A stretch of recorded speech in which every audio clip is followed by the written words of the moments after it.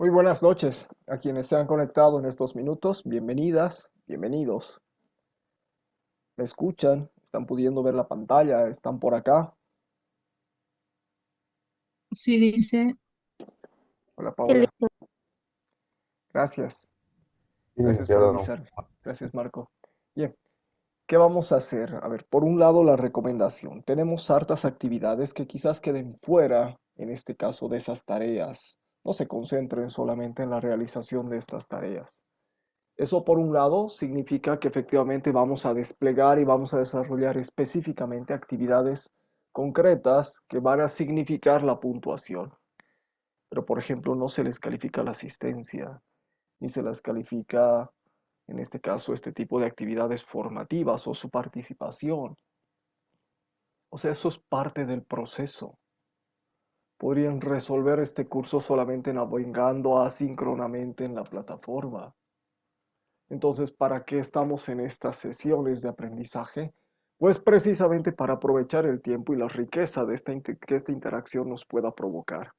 Tienen fundamentalmente dos funciones estas sesiones sincrónicas. Por un lado, aclarar y sobre todo transferir en ese marco de aplicabilidad aquellos saberes que están resguardados como información en documentos, en videos, en la plataforma y desarrollar su accionar práctico, ya sea vía la explicación, ya sea vía los ejemplos, vía el trabajo colaborativo y o individual.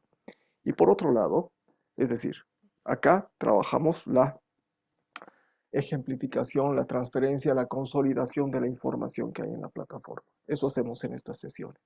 Pero también tiene la intención de modelar tanto planificaciones como el desarrollo de sesiones que vayan a dar ustedes posteriormente o si es que ya las están dando en sus clases. ¿Ya? ¿Qué vamos a hacer en esta sesión? Vamos a desarrollar, por un lado,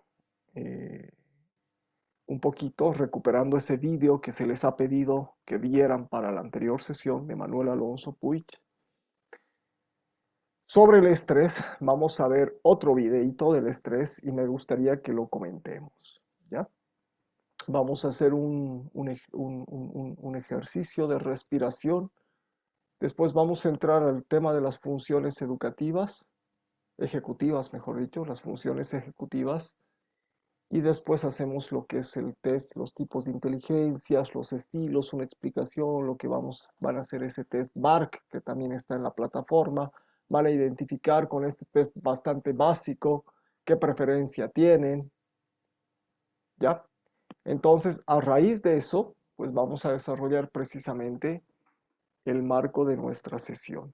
Nuestra sesión se basa fundamentalmente en muchas orientaciones descriptivas y vamos a ver a lo largo de esta sesión varios vídeos. Entonces, ¿cuál es el sentido? El sentido es que en vez efectivamente de que yo les esté explicando algo que ya está de alguna manera desarrollado teóricamente y pudiendo ver a las fuentes primarias, pues prefiero que ustedes escuchen esa información de esas fuentes primarias. ¿Ya? ¿Están por acá? No me estoy cortando. Estoy viendo que estoy con un señal baja y no entiendo por qué. sí, dice, se escucha bien. Ya, me avisan por favor si se está cortando o no. No sé qué pasa. Si no, me voy a tener que desconectar y eso. A ver, veremos. Vamos entonces, ¿ya? Vamos a ver este video y después les voy a pedir que lo correlacionen con el anterior que les había pedido que viesen de Manuel Alonso Puig.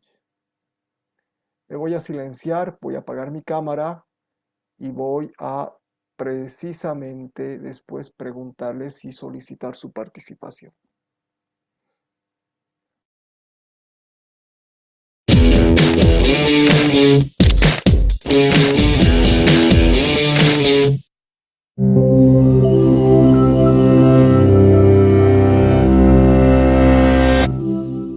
¿Estás durmiendo sin descansar? ¿Te sientes irritable o de mal humor? ¿Te olvidas de pequeñas cosas y te sientes abrumado y aislado? No te preocupes, todos hemos vivido eso. Probablemente estás simplemente estresado. El estrés no es siempre algo malo, puede ser muy útil para producir una explosión de energía y concentración, como cuando uno juega un deporte competitivo o tiene que hablar en público.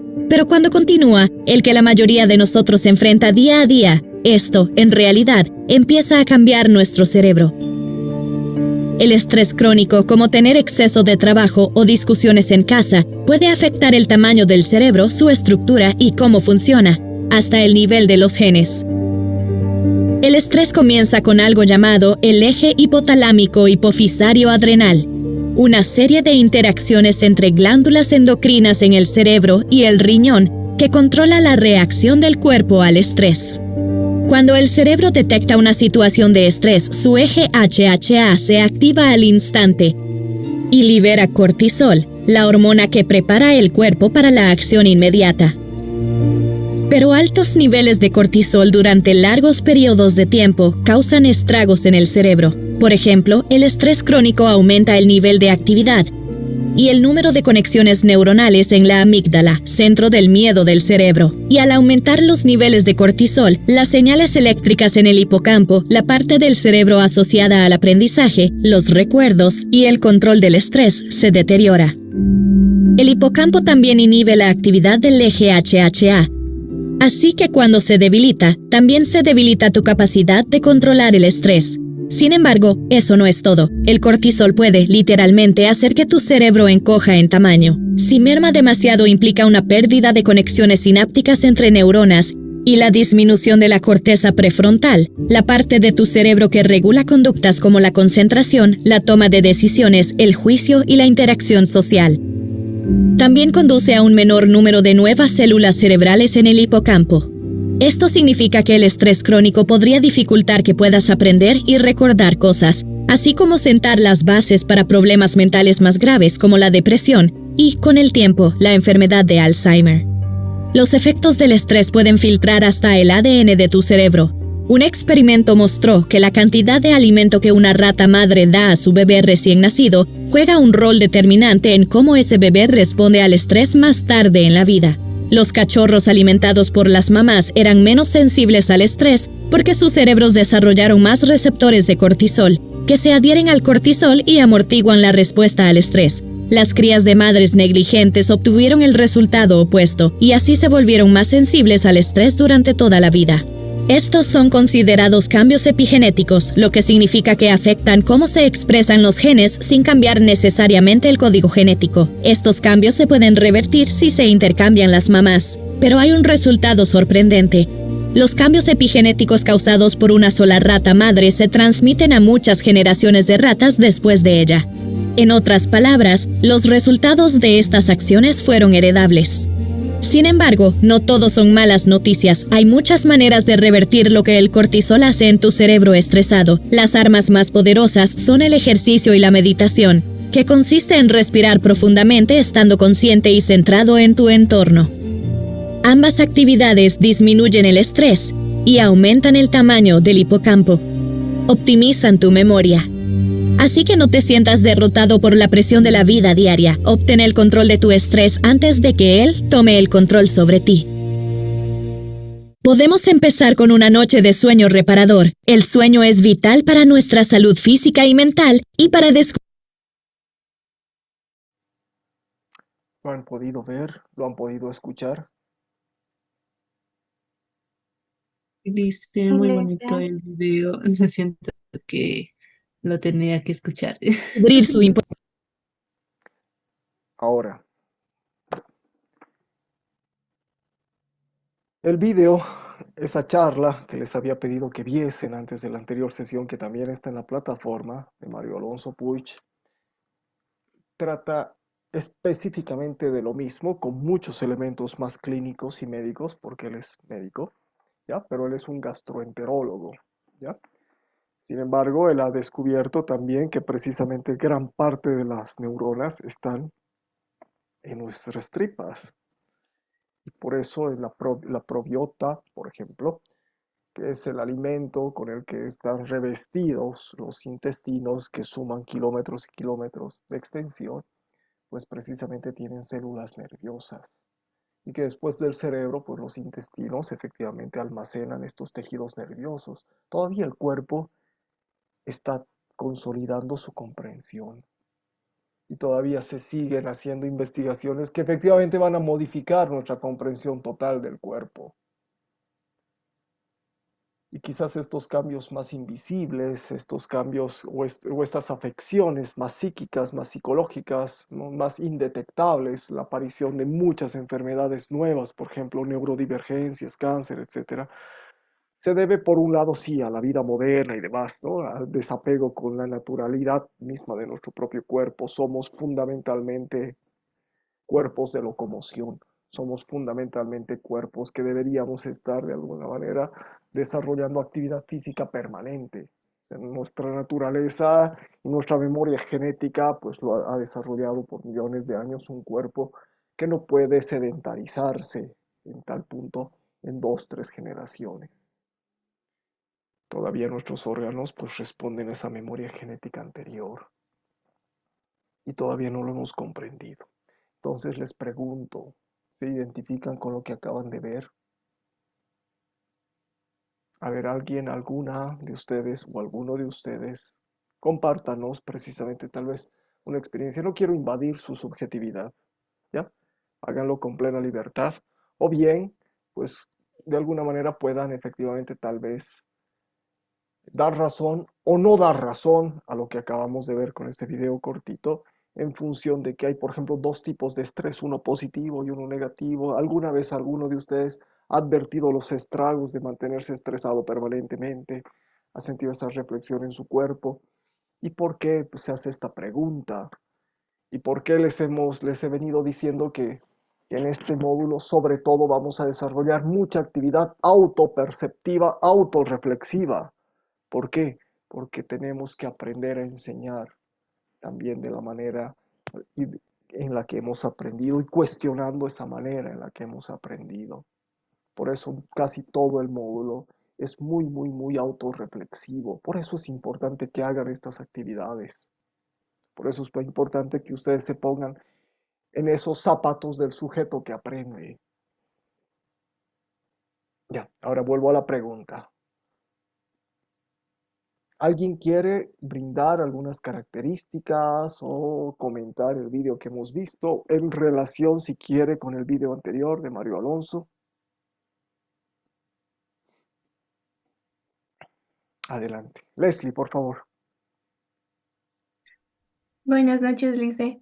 Hola. Eh, sí, la anterior vez también estuve viendo este video, que es muy interesante porque se basa más que todo a una reflexión del estrés que tenemos el día a día. Había una parte que me quedaba porque decía de qué sirve, digamos, trabajar todo el tiempo y no tener ese tiempo de meditación, digamos, y al final no tenemos un momento de reflexión, de estar más tranquilos, porque al final todo lo que aprendemos no lo retenemos, es difícil retener la información con el estrés. Y yo lo he vivido justo, he estado en una clase de neurolingüística que hablaban más de la neuroplasticidad, que era el video que nos pidió también que veamos, que lo relacionaban la neuroplasticidad con una plastilina. La plastilina la podemos moldear como queramos, ¿verdad? Y hace tiempo sí se creía que no se podía formar nuevas neuronas. La neurogénesis era difícil, solo los niños podían tener y cuando decían te caes, ya te golpeas Has la cabeza y ya matado. tienes-". Sí, sí. Sí. Mira, yo he estudiado no hace mucho, estudié hace un poco más de 20 años, pero mi primera clase en la universidad, que era un muy buen médico, el que nos daba biología de la educación en primer semestre, él tenía esa teoría. Las neuronas no se generan. Y te estoy hablando de un médico así extremadamente reputado, era una eminencia, el doctor Postigo, ¿no? Y de pronto que nos diga eso, o sea, un golpe en la cabeza, tus neuronas se pierden, una borrachera, tus neuronas se pierden, una trasnochada, tus neuronas se pierden. Pucha, tenías que vivir cuidándote, ¿no ve? Mm, ujú. Sí, exacto. Por eso yo pensaba, yo he dicho, ay, no, ya no sé cuántas neuronas ya no tendré, pero se habían sabido regenerar y justamente el curso también que pasé de la neurolingüística nos hablaron de que se regeneran con ejercicio, meditación, lectura, pero lectura bien, digamos, y mucho hace la alimentación, el dormir bien, que ya muchos no lo hacemos. Entonces se puede volver a regenerar. El cuerpo es maravilloso porque se regenera. Por sí solo se puede curar si nosotros tomamos una previa, digamos, un ambiente diferente, cambiamos nuestro modo de vivir, ¿no? Entonces, sí es muy reflexivo y sí, hasta yo, digamos, lo he estado practicando porque del estrés hasta el estómago se hincha, ya no hay buena digestión. O sea, sí, todo tiene relación y sí se ve con hechos y con los videos que hemos llegado a ver, o sea, muy interesantes, con este último también de que parece algo chistoso, ¿no? Meditar y no, pero la verdad sí ayuda mucho y sí hay que tomarlo en cuenta porque de los textos también dice que hay que enseñar con algo significativo, ¿no? Entonces hay que llamar la atención de los estudiantes y mucho hace la motivación también, la relación de la motivación con el aprendizaje, pues ayuda mucho. Y eso, Lice, me gustó mucho, bueno, me está gustando mucho este tercer módulo. Te va a gustar. A mí me gusta mucho, mucho también. Gracias, Leslie. Vamos, Fabián, adelante. Gracias. Licenciado, compañeros, buenas noches. Bueno, y de igual manera me está gustando bastante este módulo y sobre el último video comentar, bueno, se dice, últimamente se está diciendo de que el intestino es el segundo cerebro del cuerpo, ya porque todos nuestros pensamientos y emociones genera y el estrés que genera uno con el día a día, las tareas, la responsabilidad, hace que nuestro intestino se modifique, ¿no? Y nos genera estreñimiento, dolores de estómago, flatulencia y demás. Entonces genera ciertos cambios en nuestro organismo que a la larga van dando consecuencias que incluso irreversibles, ¿no? Generando problemas de cáncer y demás. Entonces hay que ver formas o métodos para tratar de tranquilizarnos un poco, de desestresarnos. Como lo decía nuestra compañera que me antecedió, el hecho de hacer ejercicio o quizá meditar ayuda bastante. Últimamente he visto que muchas personas están sugiriendo meditar en la mañana o en la noche e incluso el estrés nos lleva a no dormir bien, ¿no? No comemos. Los estudiantes, por lo que yo veo, no comen, no duermen, se estresan, estudian y con qué azúcar van a desarrollar o van a generar energía para poder pensar. Es un poco, o sea, es que llevamos una vida media desordenada. Quizá nosotros tenemos hábitos, pero los estudiantes no. Entonces, ese era mi comentario, licenciado. Ya has ido al clavo también, pues Fabián. Está bien que nosotros, quizás ya ustedes profesionales, ¿no? Todos de alguna manera desenvolviéndonos, empezando ya en marcha, en curso de nuestra actividad profesional, pues podamos autorregularnos, ¿no? Aún con muchísimas más dificultades, ¿no? Quizás porque tenemos cuestiones más a cargo, muchas más responsabilidades, el hecho de generar recursos, siempre es una preocupación, ¿no? Siempre es una preocupación muy, muy, muy difícil, etcétera. Pero lo que dices es cierto, o sea, vamos a tener estudiantes que no sabemos de dónde van a venir. ¿Se han puesto a pensar eso? ¿Qué estudiantes van a tener? Y cómo efectivamente, más allá de la asignatura que les van a enseñar, cómo les pueden efectivamente ayudar, o sea, más allá de que efectivamente tengan que abocarse específicamente a su disciplina, lo que tienen que lograr es precisamente consolidar esos aprendizajes significativos. Y no lo van a lograr solamente con la doxa o con la ciencia o con la opinión técnica de sus disciplinas. Entonces tenemos que efectivamente advertir que ellos también vienen estresados. El mayor enemigo del aprendizaje es el estrés. Ya nos bloquea. El mayor enemigo, ¿por qué? Porque así literalmente el cerebro lo reduce, lo achica. Químicamente no está funcionando. Puedes desarrollar funciones de supervivencia, pero no consolidas ni atención ni memoria, que son las funciones ejecutivas básicas para resguardar el aprendizaje. ¿No les ha pasado alguna vez que fruto ya sea de situaciones difíciles, el fallecimiento de una persona, por ejemplo, ¿no? Algún familiar, situaciones de dificultades económicas, conflictos de pareja, etcétera, no se han bloqueado para aprender? ¿No creen que sus estudiantes también van a, de alguna manera vivenciar este tipo de situaciones? ¿Y qué vamos a hacer? No has cumplido con tu tarea, no has hecho tu trabajo, qué pena. ¿Darás el siguiente semestre? ¿Cómo responderíamos? Eh, Perdón, licenciado, creo yo que podríamos nosotros de alguna forma entender la situación del alumno, pero pasa que tenemos un ente superior que muchas veces no entiende eso, ¿no?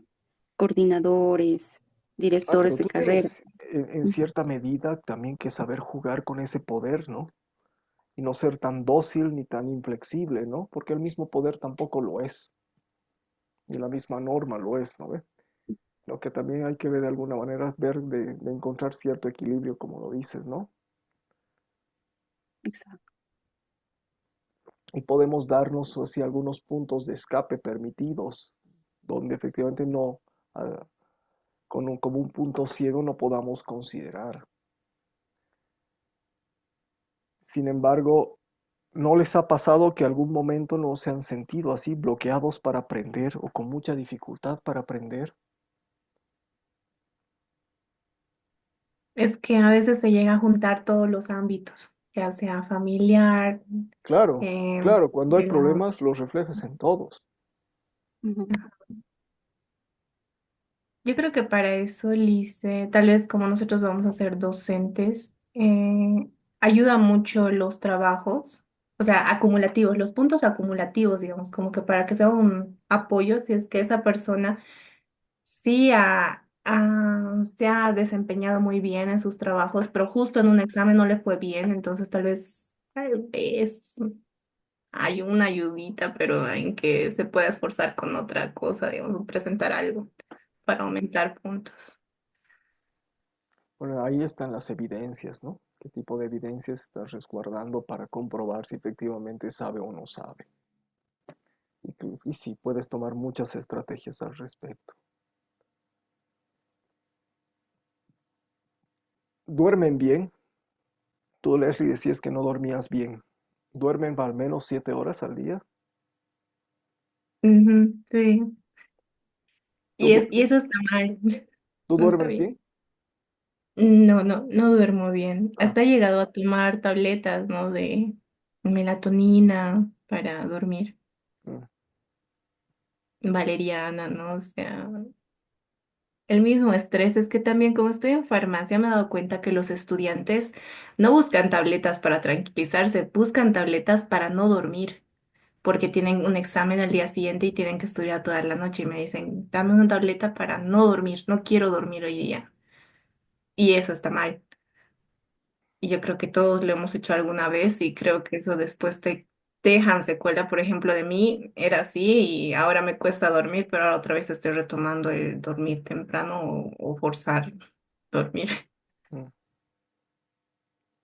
Para nosotros, los adultos, que ya hemos cumplido nuestro ciclo de reproducción celular, digamos, ya no estamos en crecimiento, salvo engorde en algunos casos. Yo no engordo. Eh, pero salvo, digamos, que estamos en crecimiento y regeneración celular, o sea, ya hemos cumplido nuestra tasa de crecimiento. Después, ¿no? Nuestra función más importante después de cubrir nuestros nutrientes necesarios es dormir bien, ¿ya? Podemos comer incluso no muy bien, porque para un infante la función principal para resguardar su desarrollo integral es la nutrición, ¿ya? Y después de la nutrición está precisamente el juego, la estimulación, la interacción, ¿no? El desarrollo psicomotriz, el sueño. Pero para nosotros está como una de las primeras funciones, pues el sueño. Es resguardar adecuadamente el sueño para proteger precisamente estas funciones cognitivas. Entonces, por un lado, asumamos prácticas y por otro lado, brindemos también a nuestros estudiantes este tipo de indicaciones que seguramente las van a tener muy, muy, muy flojas o las van a agarrar como han agarrado la educación sexual, ¿no? Por aquí, por allá, de algún lado, etcétera, sin alguien que les haya podido brindar una orientación regular y coherente.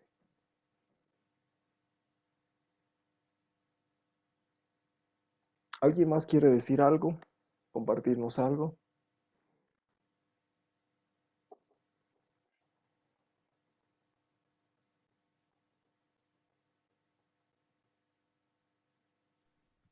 Licen, buenas noches, Licen, buenas noches, compañeros. Bueno, sobre lo que estaban hablando acerca del tema del sueño, hace unos años empecé una rutina de temas de ejercicios a las 6 de la mañana con este tema de motivación, pero por temas de trabajo dormía bastante tarde, tipo 11, 12.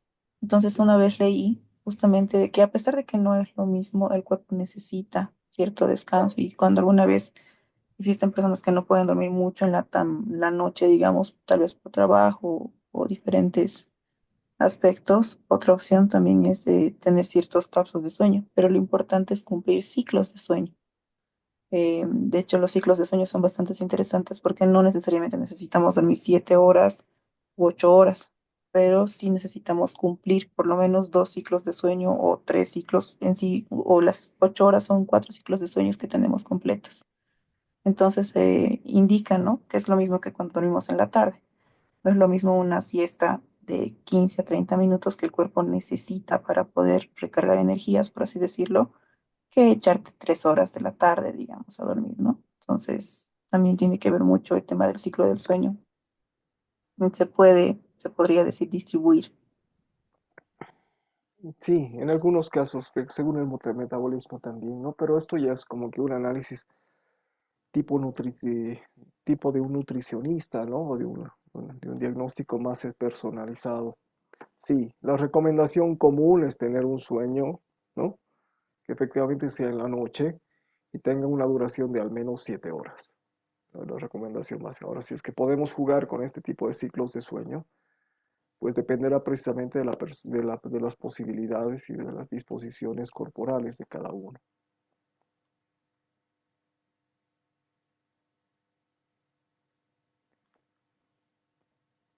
Como hemos hablado ahora también de que efectivamente hay ejercicios y sobre todo la actividad física es importante, ¿ya? O sea, no es una actividad física, no necesariamente es ir al gimnasio o salir a correr, ¿no? La actividad física, o sea, estar activos en nuestro quehacer, movernos, caminar, hacer los deberes, no sé, la limpieza, pero estar activamente desenvueltos. Pocos trabajos permiten esa actividad física. Entonces, si es que lo tenemos, pues resguardémoslo. Pero el otro, o la otra técnica precisamente, nos va a ayudar, en este caso, la meditación. Así que son 5 minutos en este ejercicio que lo vamos a hacer ahora. Y les pido que se concentren y simplemente respondan a las indicaciones que están bastante bien hechas acá en el vídeo. Lo voy a iniciar.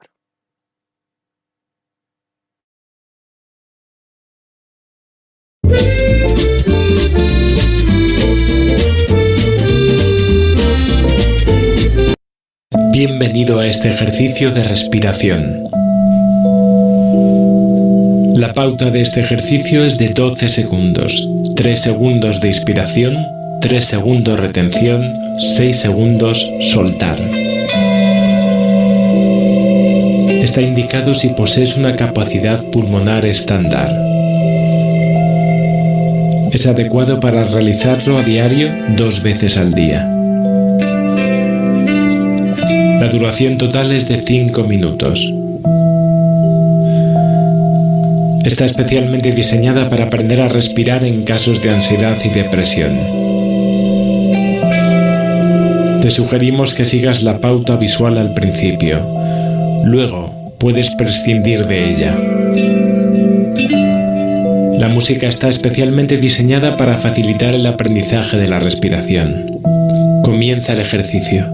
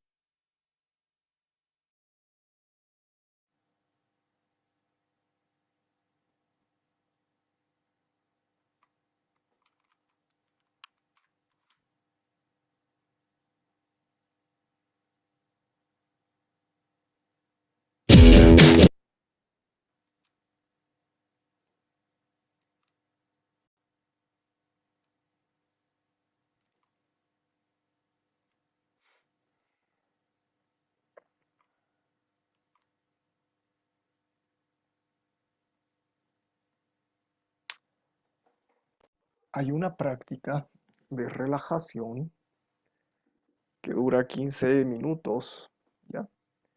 Se la grabó una colega acá del curso, la profesora Ivette Talamás, ya el año pasado, hace un par de años, ¿ya? No está en la plataforma, pero se las brindo. Hacen clic acá y seguramente va a abrir el navegador.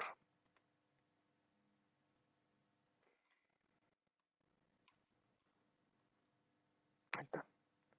Entonces les va a abrir acá, es un repositorio de audio, práctica de relajación, ¿no? Y le ponen play. Abiertos. A ver ahí. Entonces, háganlo solos, solas, si quieren. Sigan solamente las instrucciones. Vamos a iniciar la relajación. Ya. Entonces es una secuencia de actividades, como una práctica, que si quieren, pues ahí está, un recurso adicional para que también puedan Muchas realizar. gracias, Liz. ¿Ya? Una consulta y nos va a poder mandar el link o Sí, está en la cómo presentación. ingresamos. Les dejo no ver las presentaciones en la plataforma, estas mismas presentaciones. Ahí acceden al link. Ah, ya, ¿Ya? muchas gracias. Dura 15 minutos, háganlo en silencio, háganlo mejor sin luz, ¿ya?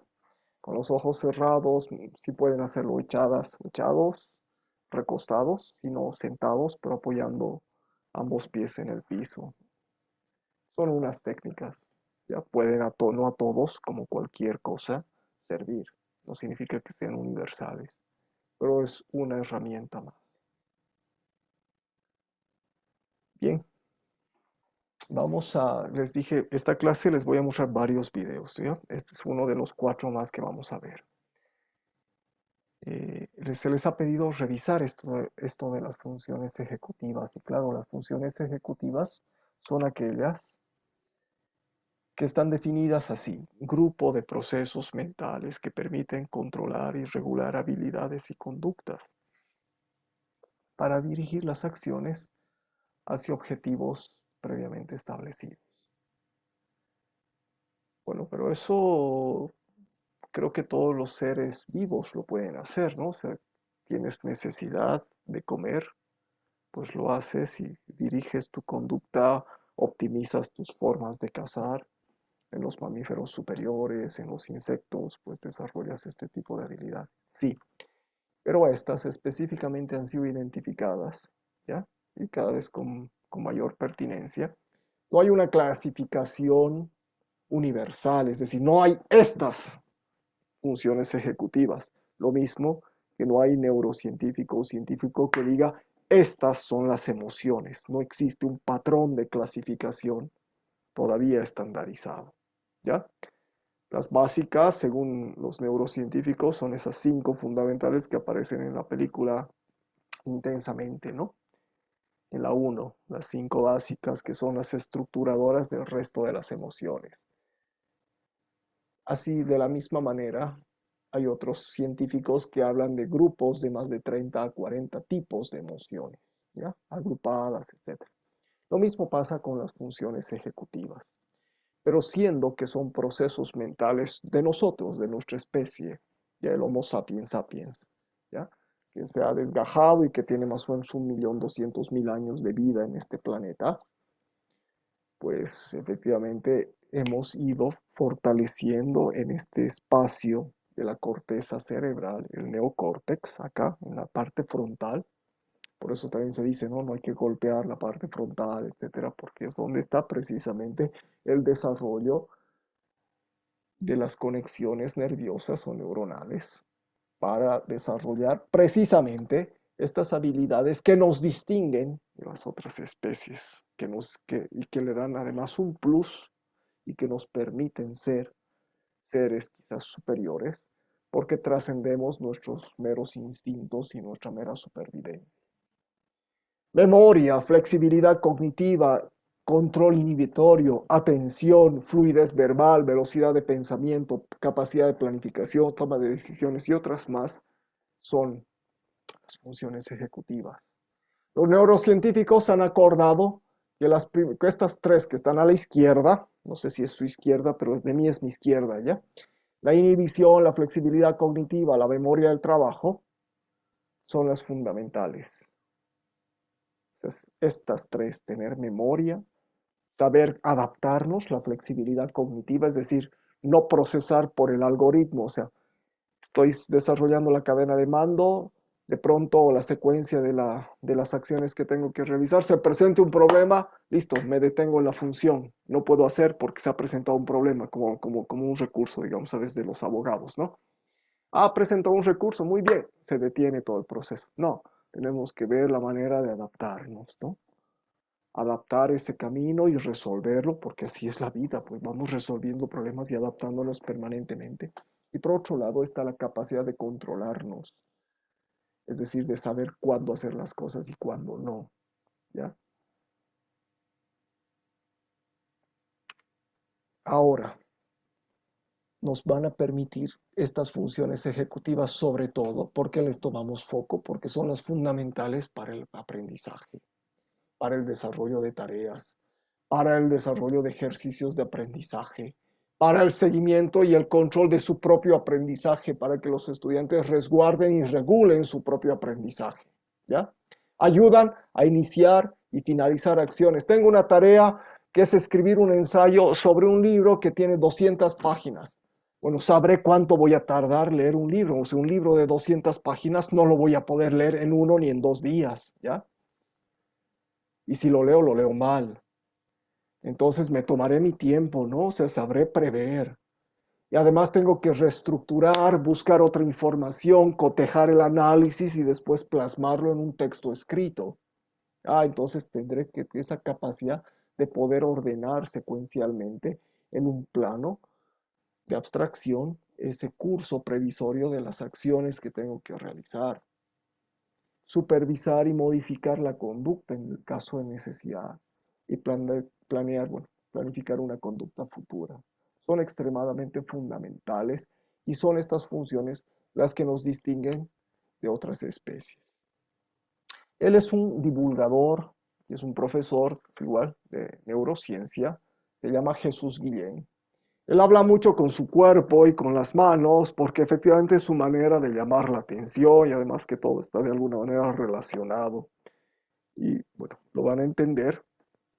Y él específicamente en este videíto va a mostrar cómo se puede ejemplificar las funciones ejecutivas y va a dar unos ejemplos de cómo se las tiene que trabajar, sobre todo en la escuela primaria. Me dicen por favor si es que no se ve o no se escucha.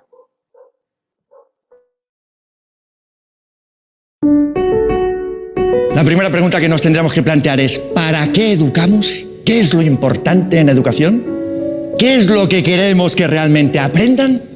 Desde el enfoque de la neuroeducación, para nosotros es imprescindible un aprendizaje desde en y para la vida. ¿Y cuál es el factor crítico que nos sugiere las investigaciones? Tiene nombre. Se llama funciones ejecutivas del cerebro. Son las funciones cognitivas complejas que nos diferencian de otras especies. Son las que nos permiten planificar, tomar decisiones adecuadas. Imprescindibles para un buen desempeño en la vida cotidiana, imprescindibles para el rendimiento académico del alumnado. Los neurocientíficos hablan de 3 en concreto. ¿Queréis conocerlas? Sí. Las podemos descubrir a través de una dinámica, de un juego. ¿Sí? ¿Os ponéis de pie, por favor? Antes hablábamos de la importancia de la visualización. Visualizad, imaginad que ahora estáis en una clase de primaria. ¿Sí? Estáis en un programa. Se llama el programa Tools of the Mind. Y este programa está trabajando estas funciones ejecutivas. Vosotros, los estudiantes, yo, la maestra. ¿Visualizáis la maestra? Más o menos. Muy bien. Os voy a dar 4 instrucciones. Cada una de las instrucciones lleva asociado un gesto, un movimiento. ¿La recordamos? Cuando os diga círculo, vais a hacer un corazoncito. Cuando diga cuadrado, os vais a convertir en conexiones neuronales, vibrando. Cuando digamos triángulo, piensa en serotonina, bienestar, y dices, me siento bien. Me siento bien. Y cuando digamos rombo, vais a hacer el trenecito. El trenecito se mueve, no nos podemos mover mucho, pero un poquito sí, ¿no? Chico, chico, chico, pruébalo, trenecito, chico, chico. Muy bien. Cuadrado. No me miréis que no os guío, ¿eh? Círculo. Rombo. Triángulo. Círculo. Muy bien, cambiamos las instrucciones. No os quejéis, eso es lo que hacen los adultos. Los chavales de primaria no se quejan. Cuando digamos, recordamos la información, cuando digamos círculo, vais a hacer el trenecito. No me miréis que no os voy a guiar. Cuando digamos cuadrado, vas a decir, me siento bien. Cuando digamos triángulo, os vais a convertir en conexiones neuronales. Y cuando digamos rombo, vais a hacer el corazoncito. Cuadrado. Rombo. Triángulo. Círculo. Cuadrado. Rombo. Muy bien, un aplauso. Nos podemos sentar. Os preguntaréis, ¿y esa profesora qué está haciendo? ¿Se ha vuelto loca? Pues no, no se ha vuelto loca. Fijaros en esa dinámica con sus estudiantes de primaria, hay que conocer el contexto. Estaba trabajando las 3 funciones ejecutivas que se consideran imprescindibles, básicas, consideradas por los neurocientíficos.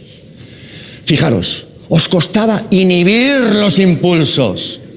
Control inhibitorio. Teníais que recordar la información, memoria de trabajo. Y cuando hemos cambiado las instrucciones, os tenéis que adaptar a la nueva situación, flexibilidad cognitiva. Esas son las 3 básicas que nos permiten luego pues, resolver problemas, aplicar el espíritu crítico, etc. Y que también se trabaja muy bien mediante el teatro. El teatro permite trabajar muy bien las funciones ejecutivas del cerebro. ¿Por qué? Porque los estudiantes tienen que recordar el papel, tienen que esperar su turno. Cuando recuerdan el papel, memoria de trabajo. Al esperar su turno, control inhibitorio. Que se equivoca el compañero, se tiene que adaptar a la nueva situación, flexibilidad cognitiva. Y encima en un contexto social. Los investigadores han visto que las funciones ejecutivas son imprescindibles para el éxito en la vida. Si yo no sé controlarme, tendré dificultades en un atasco de tráfico, pero también lo pasaré mal al intentar resolver un conflicto laboral o un conflicto personal. O me costará estar centrado intentando resolver un problema matemático. Lo mejor de todo es que se ha visto que se pueden entrenar. Este software lúdico que comentábamos antes, estos programas computerizados, tareas de discriminación visual que permiten trabajarlas. Pero ella cree, después de todos estos años, que el mejor enfoque es ir más allá de lo cognitivo. ¿Sabemos lo que perjudica a las funciones ejecutivas o a la sede de las mismas, la corteza prefrontal? Lo sabemos, lo sabéis. ¿Qué te impide tomar una buena decisión? El estrés, la mala salud, la soledad. ¿Qué podemos hacer, nos sugiere Adele Diamond, para incidir sobre estas cuestiones? Que los niños y adolescentes jueguen, compartan, canten, bailen, dibujen, se muevan. Es decir, atender las necesidades físicas, sociales y emocionales de los estudiantes. O si se quiere, tener en cuenta las disciplinas consideradas tradicionalmente como secundarias, vinculadas al juego, a la educación física, a la educación artística o a la educación emocional.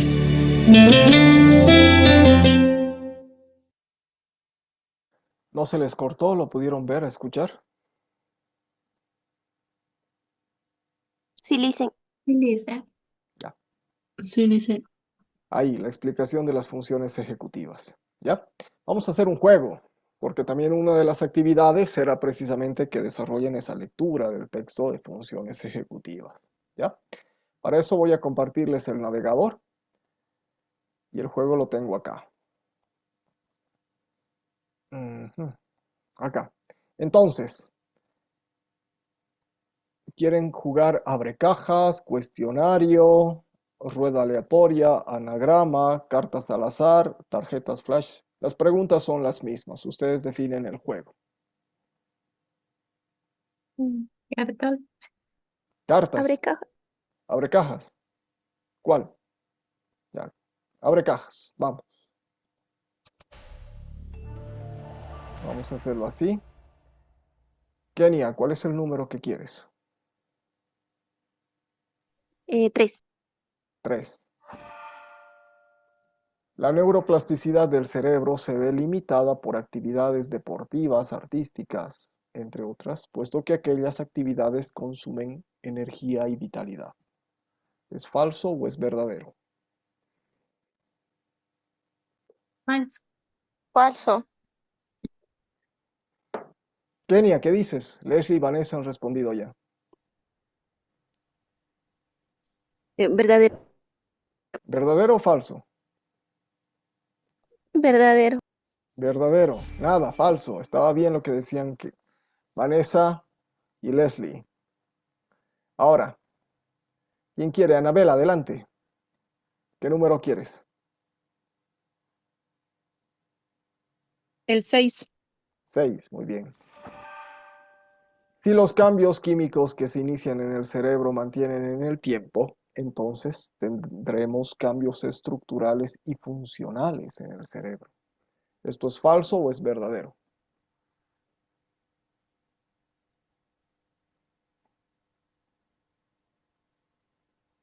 Verdad. ¿Verdadero? Verdadero. Ya. Verdadero. Verdadero. Verdadero también dice Verdadero. Vanessa. A ver. Muy bien, verdadero. Ahora sí, vamos con alguien. Vamos con Michelle. ¿Estás por acá, Michelle? Sí, Licen, buenas noches. Hola. ¿Qué número quieres? 3. Pero ya hemos abierto el 3. ¿Pero por qué no lo ha marcado? Sí, Este dijo verdadero. Espera un ratito. ¿Por qué no lo ha marcado? Ah, creo que no marca las que están incorrectas. A ver, otra. el 8. ¿Qué es la neurogénesis? A. La propiedad por la cual se producen nuevas neuronas. B. La capacidad que tiene de forma exclusiva los niños. C. Hace referencia al origen de la neurología. A. Ah, A. A. Perfecto. Es la propiedad por la cual se producen nuevas neuronas. Bien. Ah, no la marca, las que están erradas, para que volvamos a abrirlas. Ya, Anabel, otra vez contigo. ¿Este era falso o era verdadero?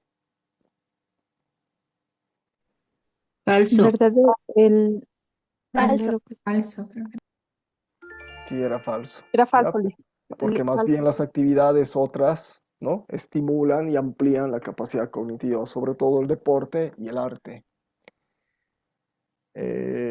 A ver, Paola, ¿estás por acá? Sí, dice ¿Qué número quieres? el 10. El 10, perfecto. Dos elementos clave a considerar para el desarrollo de las funciones ejecutivas son, metacognición y motivación, motivación y frustración, reflexión y retroalimentación, información y retroalimentación. B. B. Sí. Paola, ¿cuál dices tú?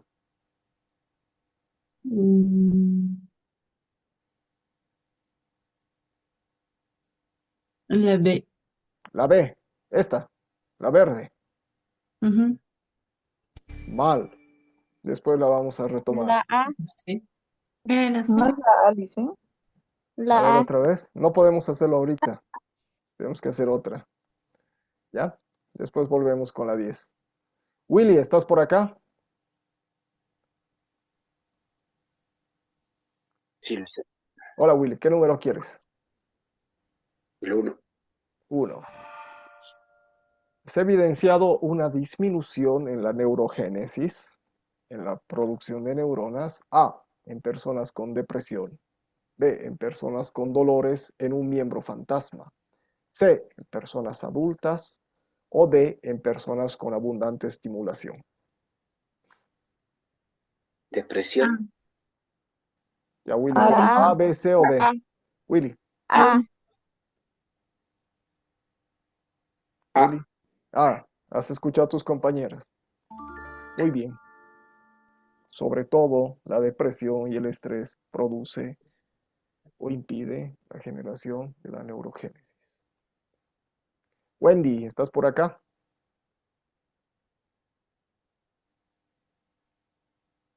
Sí, le dicen. Dale, Wendy, ¿qué número quieres?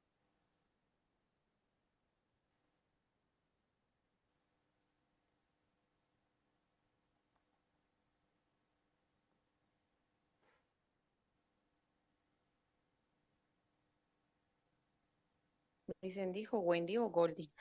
Ah, Anaí, adelante, Anaí. Adelante, Anaí. ¿Qué número quieres? 2. 2. Muy bien. La sinapsis, las conexiones neuronales, se potencian cuando existe un mayor incremento de neurotransmisores que circulan entre neuronas. ¿Falso o verdadero? Verdadero. Verdadero. Muy bien. Verdadero. Ya Vanessa, Anabel ya han dicho. ¿Qué dices, Gold? Verdadero, dije. Ah, perdón. Verdadero, perfecto. Gracias. Ahora estás por acá, Wendy. ¿Me escuchas? Buenas noches, licenciado. Hola, Wendy. ¿Qué número quieres? El número 7. 7. Las funciones ejecutivas pueden potenciar el aprendizaje de la escritura, la lectura, las matemáticas y las ciencias, gracias a que cambian con la edad y nos permiten relacionar aprendizajes previos con los nuevos. ¿Falso Verdadero. o es verdadero? Verdadero. Verdadero. Verdadero. Correcto. Perfecto, Verdadero. perfecto. Muy bien. Jimena, ¿estás por acá?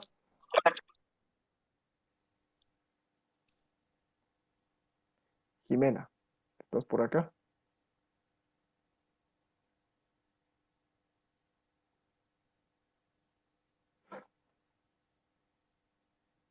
Benjamín, ¿estás por acá?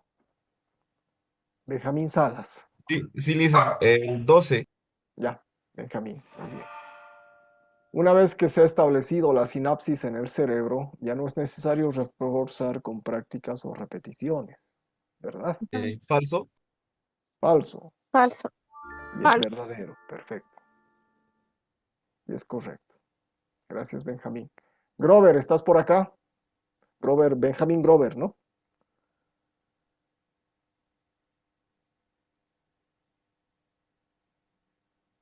Grover.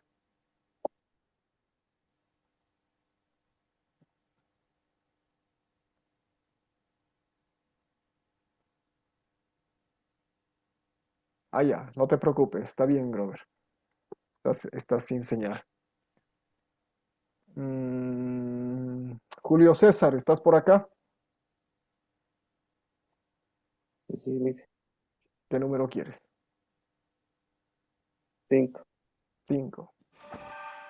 Los juegos que promueven la neuroplasticidad son A, aventura, ritmo y acertijos. B, los mecánicos. C, ninguno. D, cualquiera. A. A. D.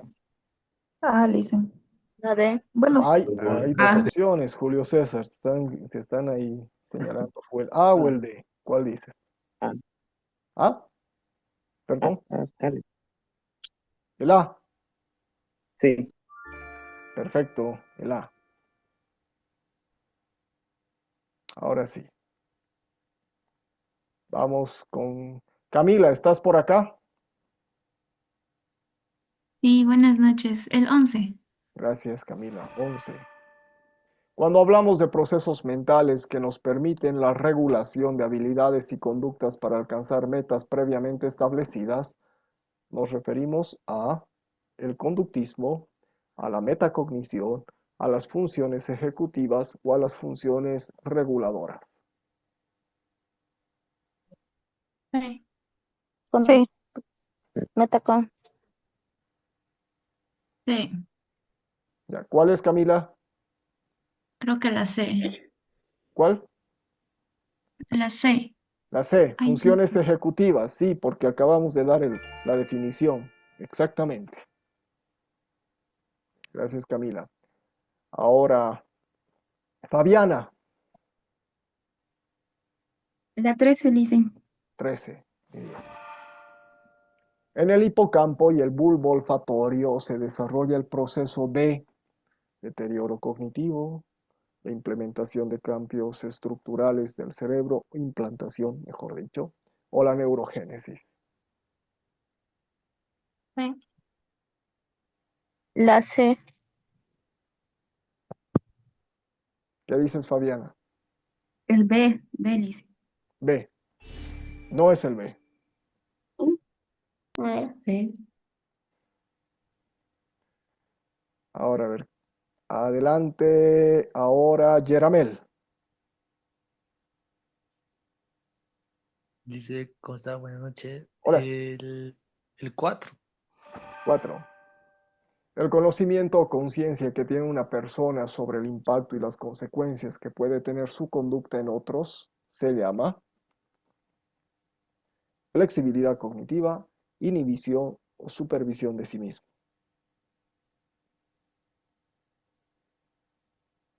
La B.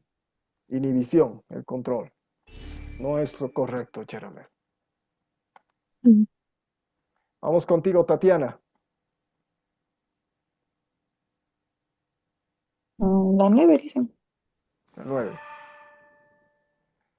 Las dificultades en las funciones ejecutivas que se observan en un entorno escolar o formativo se deben principalmente a la frustración y a la motivación. ¿Falso o verdadero?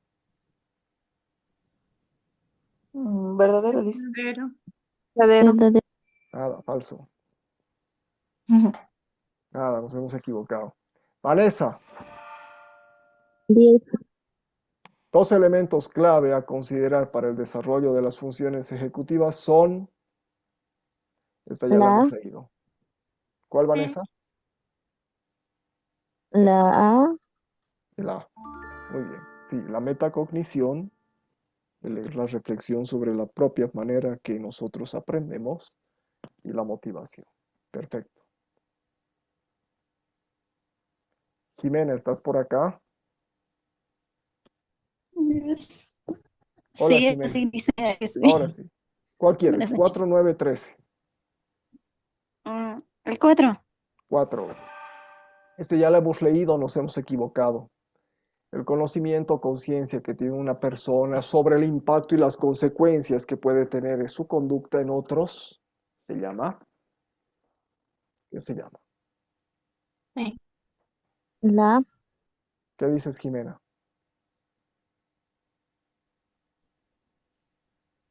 La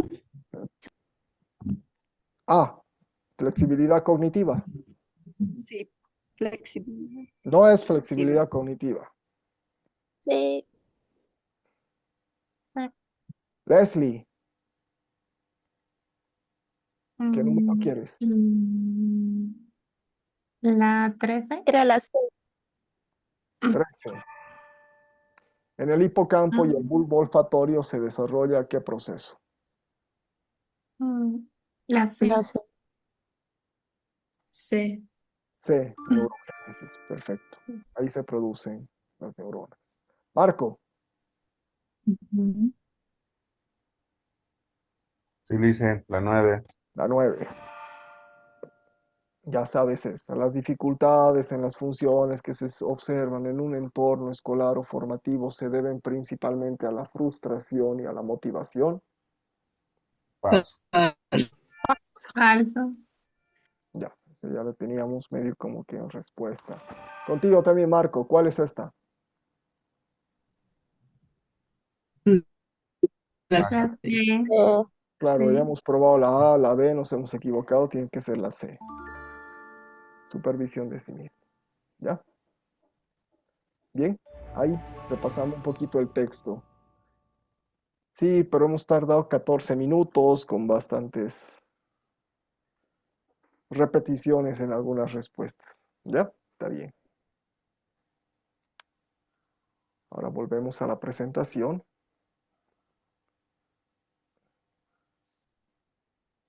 Eh,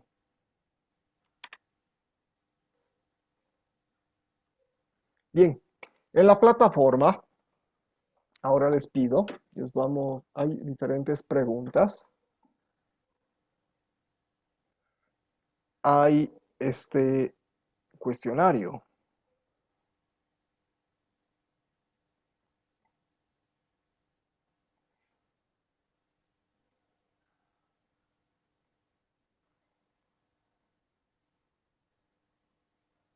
Y es el cuestionario BARC, ¿ya?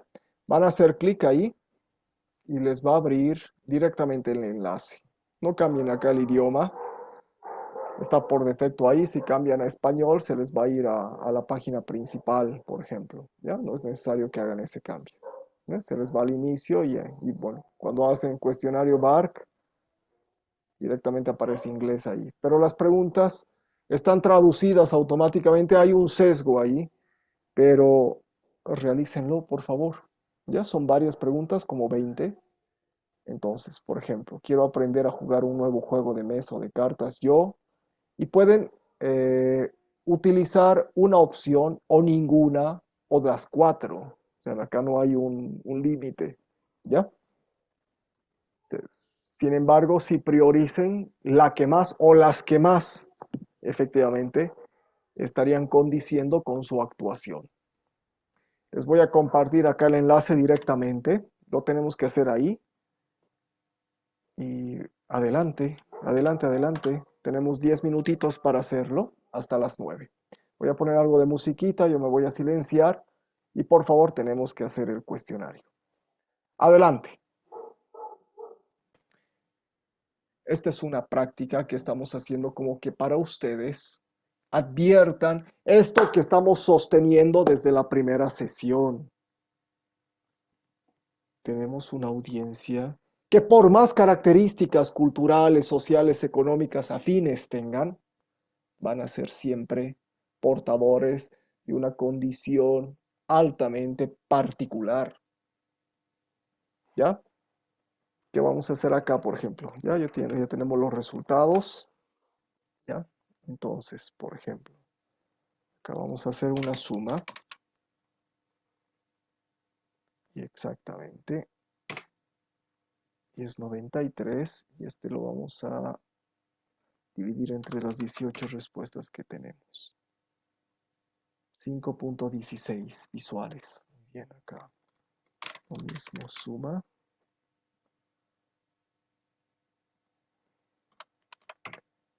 En la percepción auditiva tienen un mayor registro que en percepción visual. Eso. Dividido entre 18. Acá tienen un 4 en lectura y escritura, que es mucho menor.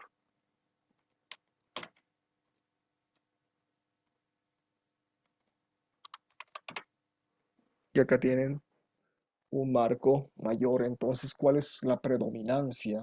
Hay predominancia en este caso de canales de percepción kinestésicos. Es decir, vamos a aprender más haciendo, vamos a aprender más moviéndonos. Claro, son gastrónomos, son fisioterapeutas, fundamentalmente ustedes, agrónomos. Obviamente van a tener mayor tendencia a aprender con el cuerpo, ¿verdad? Entonces voy a tener que utilizar recursos como si es que estoy identificando que mi curso tiene una preferencia en este caso, ¿no? De estos resultados. ¿Cómo les voy a dar, por ejemplo, recursos fundamentalmente literarios?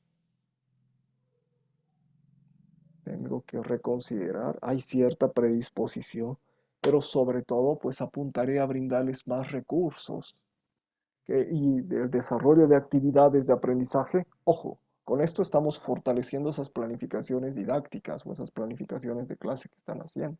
Pues te considerarán ya abandonar esas clases tradicionales y empezar a desarrollar actividades mucho más activas, ¿no?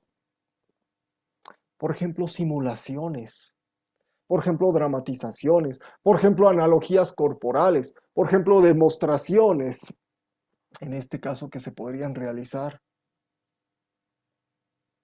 Hay una preferencia auditiva alta y una preferencia también visual, pues de alguna manera resguardemos esos campos. ¿Se ha entendido esto?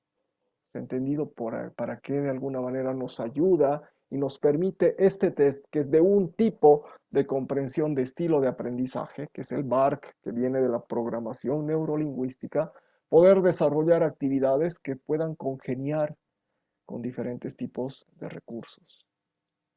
¿Ya?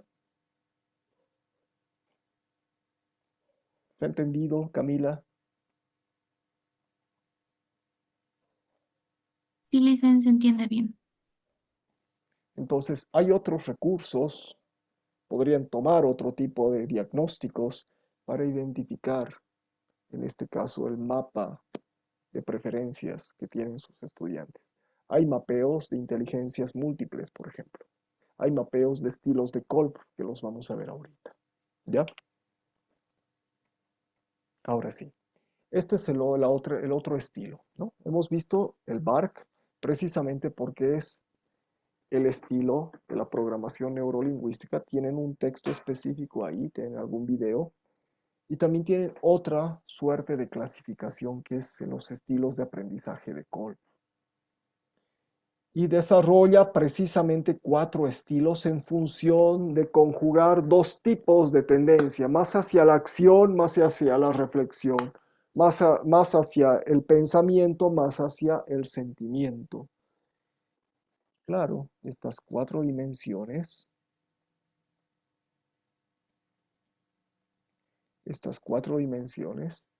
pues desarrolla precisamente formas de que van a haber estudiantes divergentes, ¿no? Que van a observar, que van a sentir fundamentalmente, sociables, empáticos, abiertos, intuitivos, etcétera, que se mueven entre la observación y la experiencia.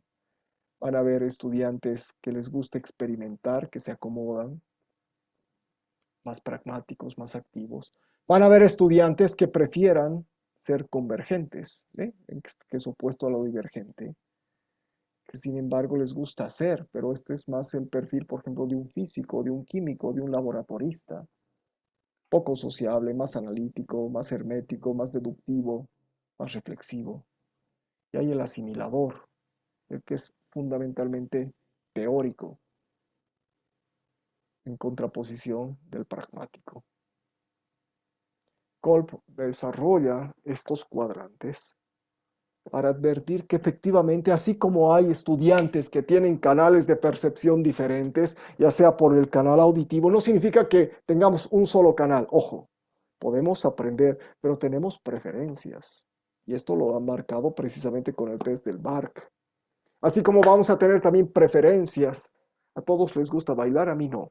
Me siento muy incómodo.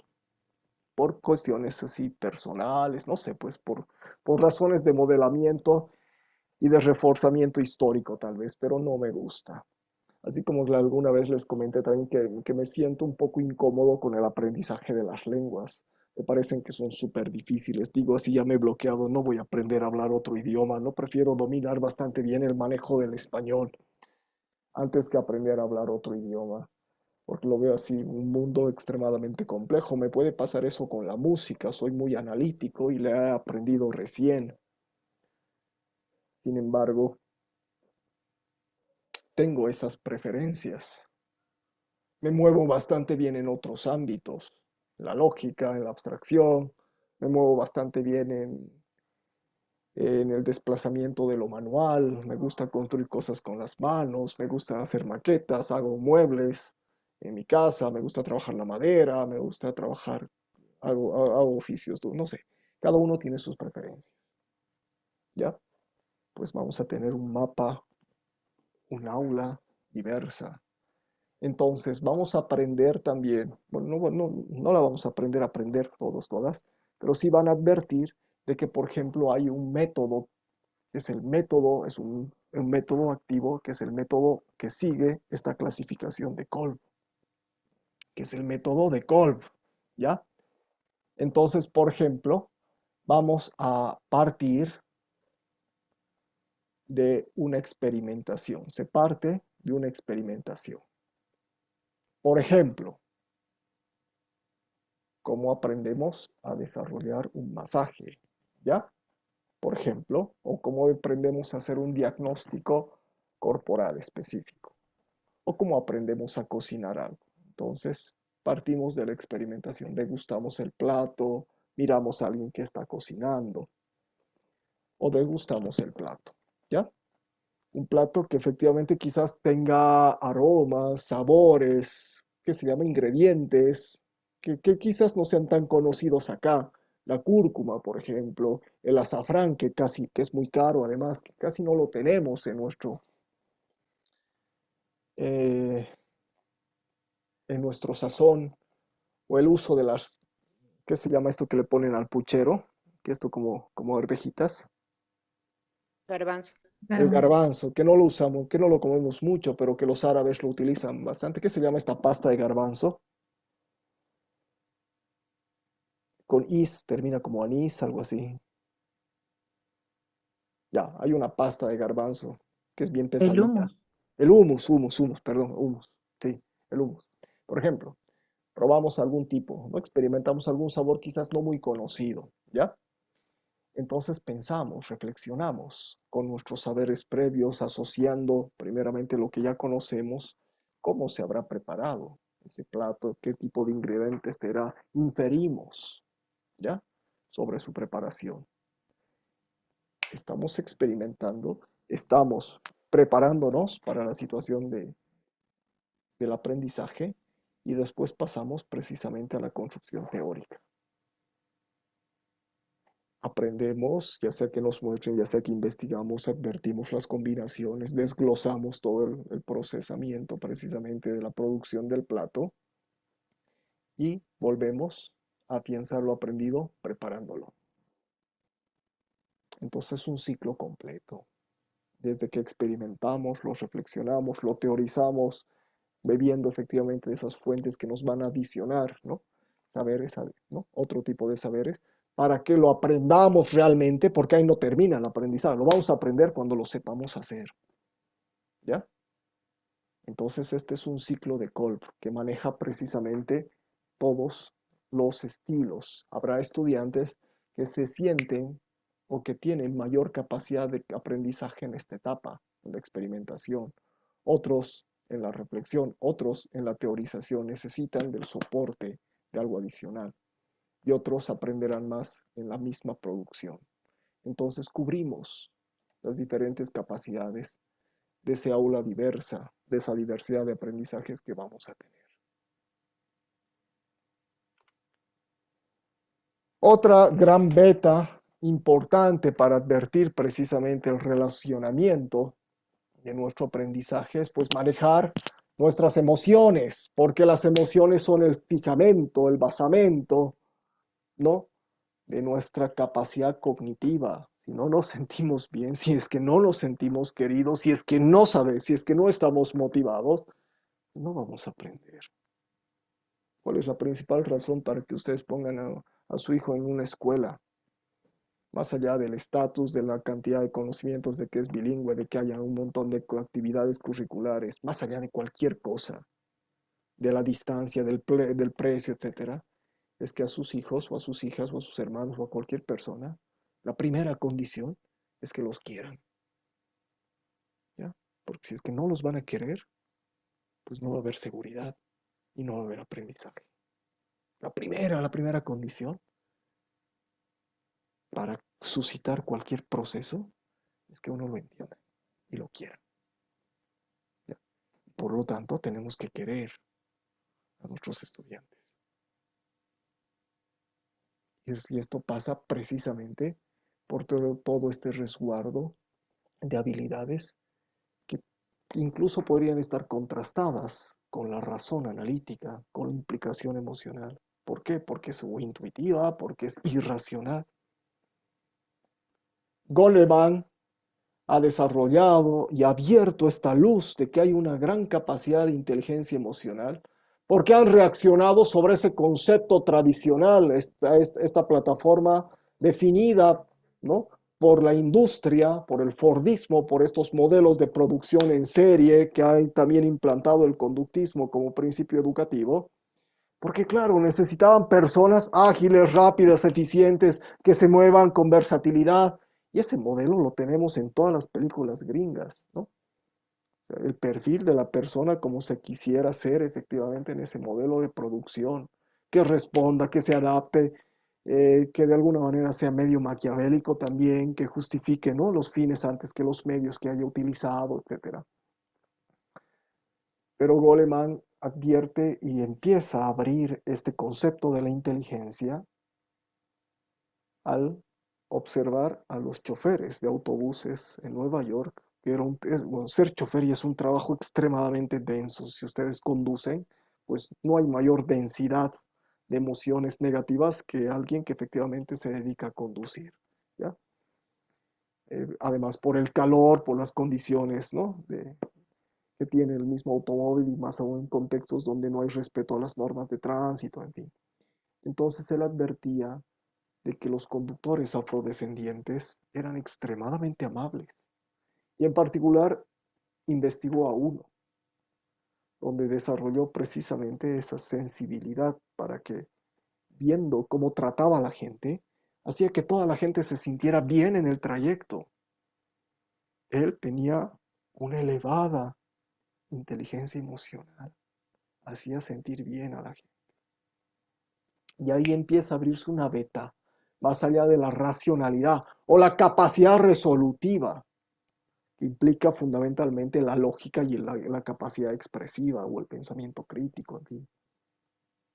Entonces hay gente que efectivamente es extremadamente valiosa y si es que no manejamos esto de la inteligencia emocional y las emociones fundamentalmente, pues tampoco vamos a resguardar un ambiente, un clima de aprendizaje. Y entramos a otra beta, a otra lectura para entender esta diversidad. Hemos visto estilos de aprendizaje según canales de percepción, ¿no? La programación neurolingüística con este test del BARC, ¿no? Estilo visual, auditivo, de lectoescritura o kinestésico. Los estilos de Kolb, ¿no? La tensión entre el teórico, ¿no?, y el que actúa, entre el que piensa y el que reflexiona, perdón, el que siente y el que reflexiona, etc. Y también viendo esta distinción entre lo racional y la apertura de lo emocional. Pues buscando otras opciones, esa definición de la inteligencia que la encumbró Piaget. Piaget ha sido precisamente gracias a su desarrollo cognitivo el que ha encumbrado la matemática y el lenguaje como asignaturas predominantes. Y claro, ahora viene este Jesús Guillén y ahora vienen todos los neurocientíficos a decir, es que no debería ser lo más importante ir por la matemática ni el lenguaje, debería ser más bien ir por el deporte, por la socialización, por el juego y añadir la matemática y el lenguaje.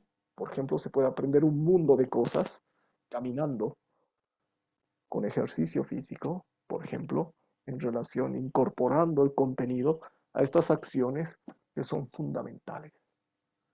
Que implica ritmo, que implica melodía, que implica armonización, que implica coordinación muscular, que implica articulación entre espacios sensoriales, que implica capacidad de tener muy buenas relaciones y empatía. Entonces, todo el lenguaje a través de actividades de socialización y juego. Toda la matemática a través de actividades también de este tipo, pero también kinestésicas. Deberíamos haber invertido las horas. Más horas de música, más horas de artes, más horas de dibujo, más horas de teatro, más horas de educación física. Y esta es otra visión. Les vuelvo a mostrar este otro video de Mario Alonso Puig, porque esta historia, como lo relata, además es uno de los mejores oradores contemporáneos que existen, ¿ya? Entonces, escucharlo es estar como ante un encantador de serpiente, ¿no? Entonces, qué mejor que escuchar a alguien que sabe hablar. Y si quieren ustedes dar una clase magistral, así como me están diciendo en sus planificaciones didácticas, pues lleguen a este nivel, ¿ya? Él va a explicar un poquito cómo se abre y cómo se descubre estas inteligencias múltiples, ¿ya? Me dicen si es que no se escucha o no se ve. Yo me voy a cortar la imagen. Están por acá todavía, ¿no? Sí, Lice. Ya. Sí, Lice. Póngale atención, Sí, de verdad. dice.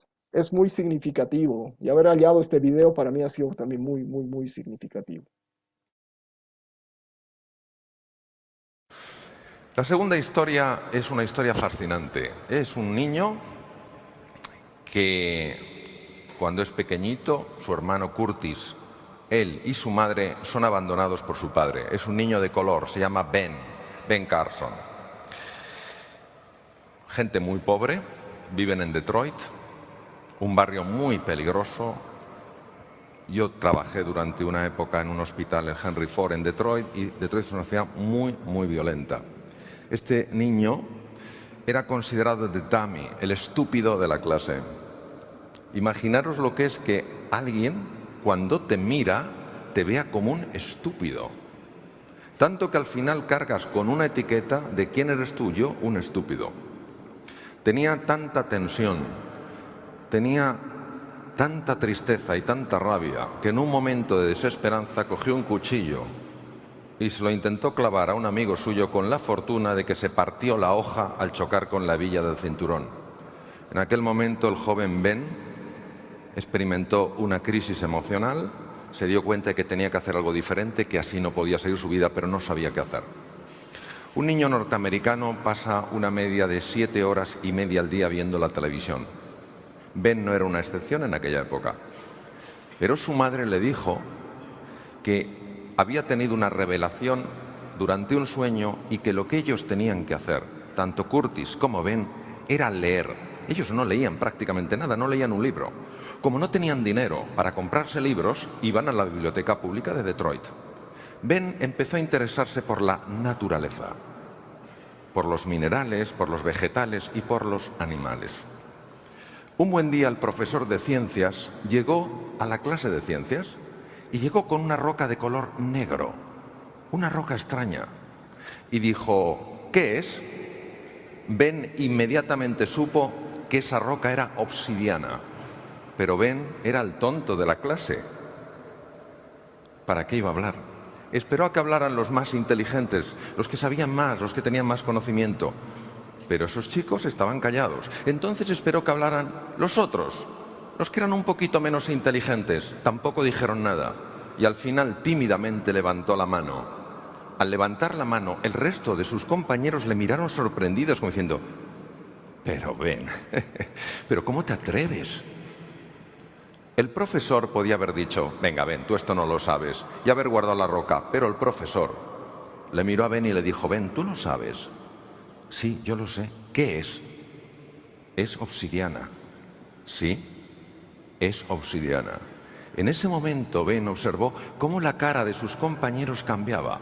Y el profesor podía haberse quedado ahí y decir, bueno, sí, Ben, obsidiana, muy bien, has acertado. Dijo, Ben, ¿sabes tú algo más de la obsidiana? Vaya que sí sabía Ben de la obsidiana.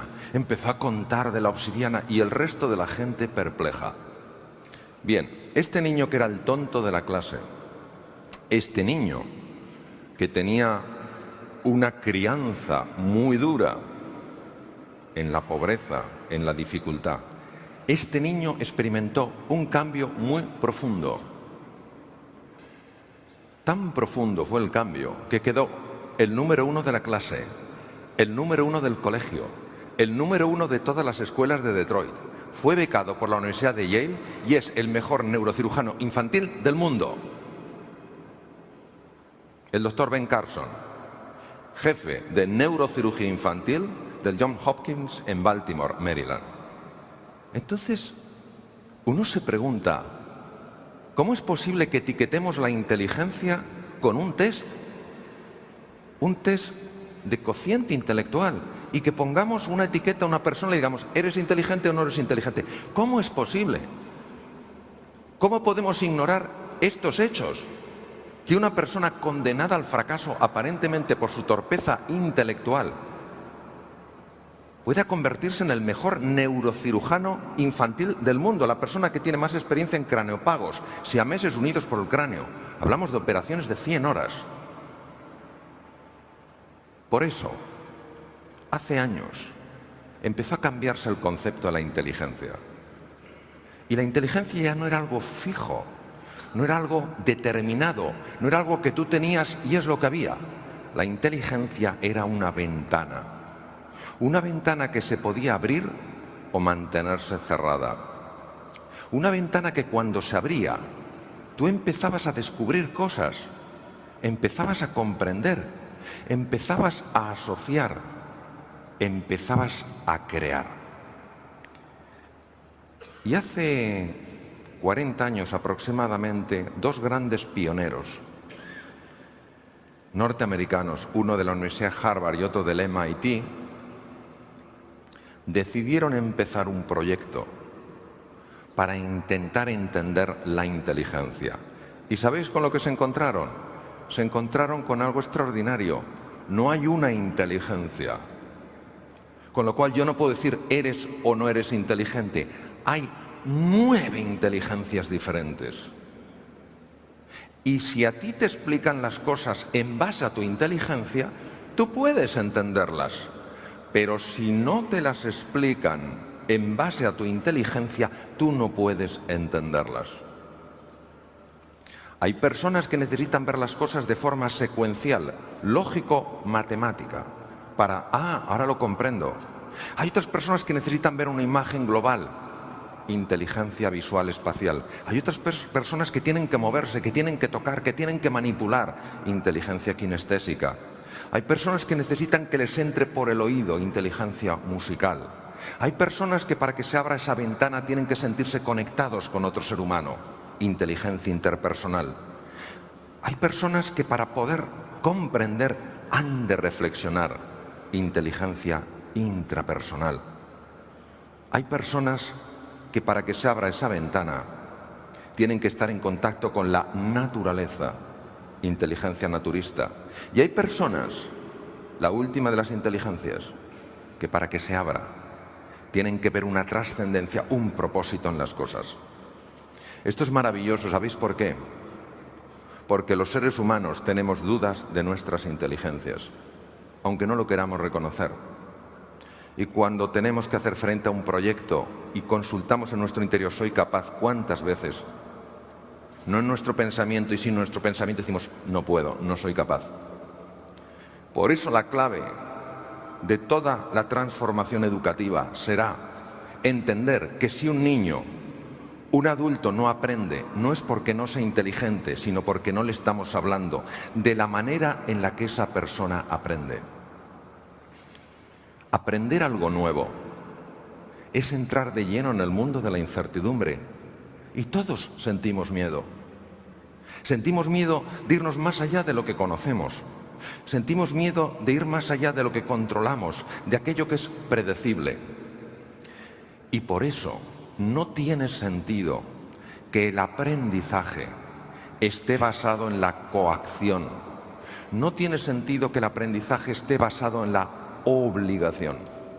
Sí tiene sentido que el aprendizaje esté basado en la necesidad de aprender y en la inspiración, las ganas por aprender. Cuando una persona...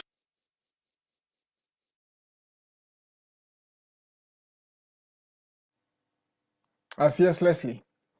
La historia de Ben Carson está narrada en esta película protagonizada por Cuba Gooding Jr., que es Manos Milagrosas, o Manos Maravillosas también. Él utiliza, él ha trabajado, él lo ha conocido al doctor Ben Carson, y precisamente pues habla su historia extremadamente y con bastante pertinencia, en este video mejor que en otros que he encontrado, de cómo desarrolla precisamente esta explicación. Nos quedamos con eso. Todos vamos a aprender de diferente manera. ¿Ya? Entonces, ¿cómo es posible que vayamos a creer que quizás el método que tenemos es el mejor o por el que van a aprender el resto de los estudiantes? quieren ver el vídeo completo, la conferencia completa esta, pues está ahí en la presentación. ¿Ya? Pero ahora quiero que veamos a Garner, que él es el postulante, es uno de esos genios, él es el de Harvard, el otro era el del MIT, él es el genio de Harvard. Este vídeo tiene ya hace 15 años, él todavía no se ha muerto, pero ya está muy viejito. Y las inteligencias múltiples han sido publicadas, o esta propuesta, que se llama Una teoría de la mente, ha sido publicada hace 41 años, en 1984. O sea, no es una teoría nueva. ¿Por qué tiene tanto vigor aún? Tampoco es científica. Ojo, no está diciendo que todos tengamos estas 9 inteligencias. El mismo Garner, en sus nuevos libros, dice, podríamos haber tomado otra clasificación. Podríamos haber identificado quizás, no sé, pues inteligencias en función de estas funciones ejecutivas que están diciendo ahora. ¿Cuán capaz eres para controlar tus emociones? ¿Cuán capaz eres para resolver problemas? ¿Cuán capaz eres para? ¿Ya? Lo que les voy a pedir ahora, les voy a poner un poquito el inicio de esta conferencia y después les voy a poner la parte quizás final de lo que va a decir, porque entre medio explica nuevamente cada una de las inteligencias, ¿ya? Pero es un poco largo y no tenemos todo el tiempo. Igual, si quieren verlo, ahí está el enlace para que puedan ver una conferencia un tanto más completa. Solo que acá no me aparece el controlador. No se puede hablar sobre la teoría de las inteligencias múltiples sin tener en mente la teoría... Perdón. Ya. Voy a poner esta parte inicial, después lo voy a cortar porque después no me deja manipular y les pongo la parte final que nos interesa. ¿Ya? Me dicen por favor si es que no lo escuchan o no lo ven. Pero préstenle atención. No se puede hablar sobre la teoría de las inteligencias múltiples sin tener en mente la teoría estándar sobre la inteligencia que se ha desarrollado durante el último siglo, principalmente en Occidente, pero que también ha influido en otras partes del mundo. Y es la creencia de que hay una única inteligencia, que todos tenemos una inteligencia. Nuestra inteligencia se hereda en gran parte, lo que significa que no podemos hacer mucho al respecto. Y si conocemos a los padres y abuelos de una persona, podemos determinar su grado de inteligencia. En el último siglo, psicólogos, y más recientemente biólogos, dicen haber descubierto formas de ver lo listos que somos mediante pruebas, mirando las ondas cerebrales o incluso por la manera de conducir por la autopista, analizando la saliva o los genes. Así que en Occidente se han realizado grandes esfuerzos para medir la inteligencia única. Pero como ya sabréis, me muestro muy escéptico sobre esta forma de ver las cosas. Porque se lleve haciendo las cosas así durante 100 años no significa necesariamente que esté equivocado, pero tampoco que sea correcto. Pienso que la forma en que los psicólogos han estudiado la inteligencia está viciada. Así que lo que hice hace más de 25 años fue abordar la inteligencia de una forma totalmente diferente.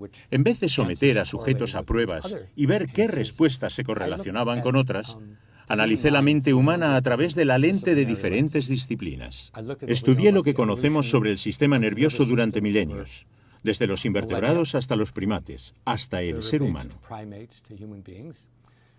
Aprendí sobre los diferentes roles que han asumido los seres humanos en la historia, en la prehistoria y en la actualidad, en las sabanas de África Oriental, en los mares del sur, en la sociedad industrial o ahora en la sociedad digital posmoderna, para ver qué tipo de habilidades se valoran. También analicé grupos especiales de la población, genios, personas autistas o con perfiles irregulares, a las que se les daban bien unas cosas, pero otras no. Y me interesaba mucho ver cómo se representaban estas diferentes habilidades en el cerebro. Probablemente la prueba más clara de las inteligencias múltiples es que diferentes destrezas y habilidades ocupan lugares distintos de nuestro sistema nervioso.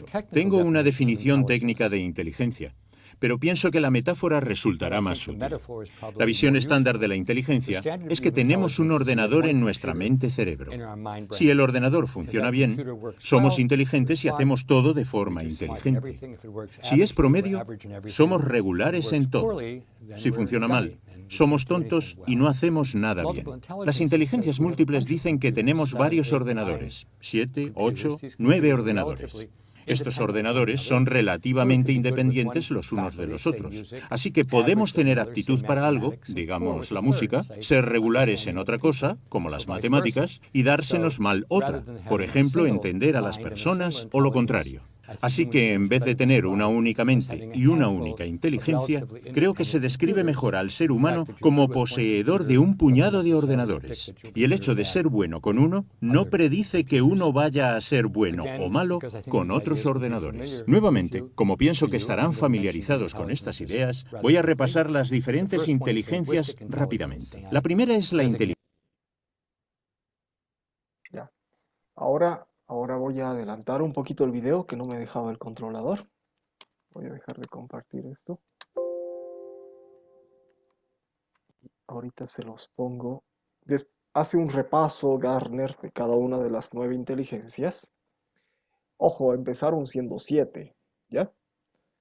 Se sumó la inteligencia naturalista en este proceso de investigación, que es la inteligencia de Darwin, dice Gartner. Y se sumó la inteligencia existencial, que no es así una inteligencia religiosa, sino es una búsqueda precisamente de sentido. A ver si ahora me carga. Ahora sí.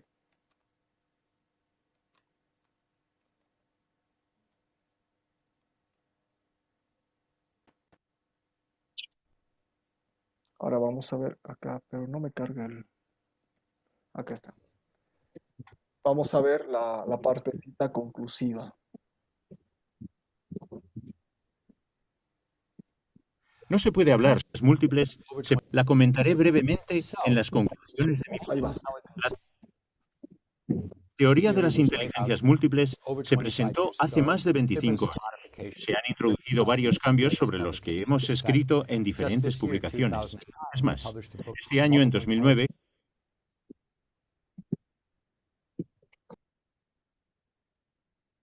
hemos publicado un libro llamado Multiple Intelligences Around the World, Inteligencias múltiples en todo el mundo.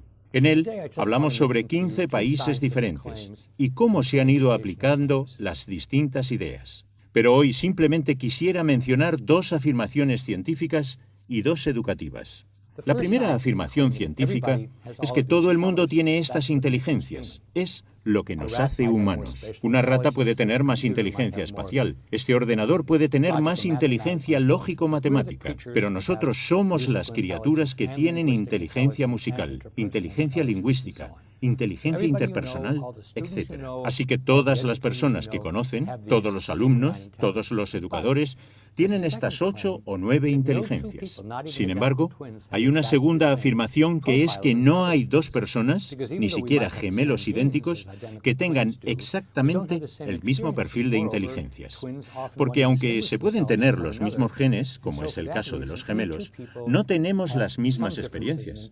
Es más, con frecuencia los gemelos quieren diferenciarse, y por esa razón, entre 2 personas cualquiera, vamos a encontrar diferencias en las inteligencias, y solo podemos identificarlas si estudiamos detenidamente a las personas.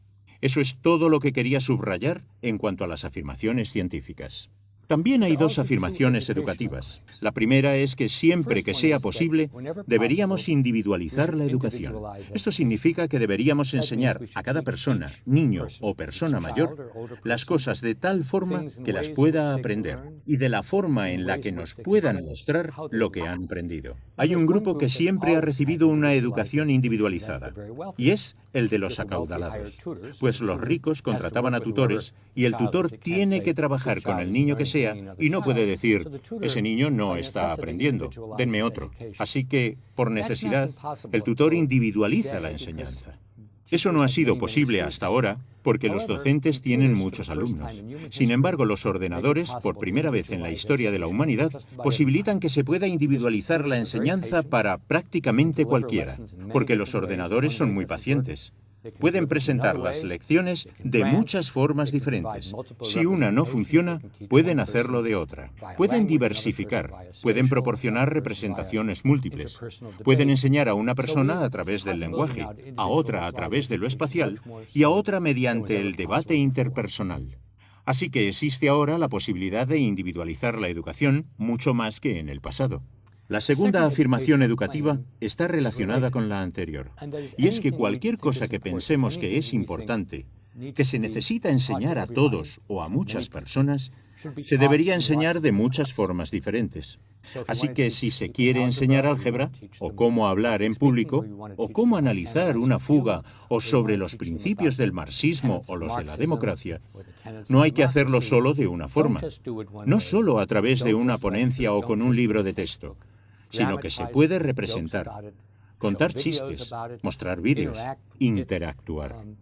Nunca he sabido de algo importante que solo se pudiera enseñar de una forma. Y cuando se enseña algo de formas diferentes, suceden dos cosas importantes. En primer lugar, se llega a más niños, porque algunos aprenden a través del lenguaje, otros de forma más pictórica, otros a través de la dramatización, representando, resolviendo problemas con otros. En segundo lugar, se muestra lo que significa entender realmente algo. Porque cuando realmente entendemos algo, se puede describir a otros de muchas formas diferentes. Piensen en algo que conocen bien, uno mismo. La familia, el hogar, el trabajo, una afición. Pueden representarlo, escribir sobre ello, contar chistes, dibujarlo, esculpir sobre ello, etc. Si solo pueden explicar algo de una forma, si solo pueden definirlo de una manera, la comprensión es muy limitada y no podrán mostrarle a otra persona qué es entender. Para repetir estas dos ideas educativas, y es el resultado de una reflexión de muchos años, la teoría de las inteligencias múltiples implica, en primer lugar, que siempre que sea posible hay que enseñar a cada niño cuál es la mejor forma en la que puede aprender y mostrar lo que ha aprendido. Aquí los ordenadores pueden ser de gran ayuda. En segundo lugar, cualquier cosa que sea lo suficientemente importante para enseñar a muchos niños se debe presentar de muchas formas diferentes porque así alcanzaremos a más alumnos y les mostraremos lo que significa realmente entender algo.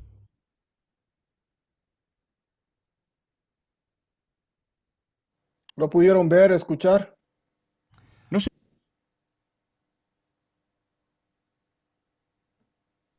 Sí, dice. Me alegra. Retomando, todos los seres humanos tenemos un patrón de inteligencias. Todos tenemos todas, no todos en la misma complejidad ni en el mismo desarrollo. Cada uno tiene un patrón diferente. Perfecto. No hay dos personas que tengan el mismo patrón. Muy bien.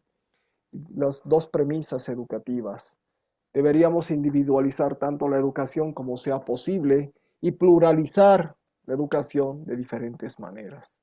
Hay mayor aprendizaje entonces en nuestras aulas si individualizamos la atención y si es que utilizamos muchos canales tanto de remisión como de expresión. Y esto significa diversificar nuestras estrategias. Pues combinemos cosas, pues no solamente con una exposición o una charla o con una resolución de ejercicios. Juguemos, socialicemos, los hagamos trabajar en equipos, les hagamos resolver problemas, les hagamos jugar, les hagamos representar, pues para efectivamente cubrir esa diversidad de perfiles que vamos a tener en nuestro aula. Bien. Durante estos 10 minutos que tenemos, ¿ya? Tienen una plantilla, que es esta plantilla de enfoques educativos, ¿ya? No lo van a hacer ahora, ¿ya? Pero voy a armar en este momento 3 grupos, ¿ya? Ya, cuatro grupos. Voy a armar 4 grupos de 5 personas, van a ser cada uno de ellos. Les voy a compartir el listado de los equipos en el chat del Zoom. Pero ¿qué van a hacer en esos grupos pequeños? Anótense, por un lado, quién va a ser el coordinador o la coordinadora, que un poquito es el que impulsa el trabajo, que no se carga el trabajo, impulsa y va a remitir el informe al foro.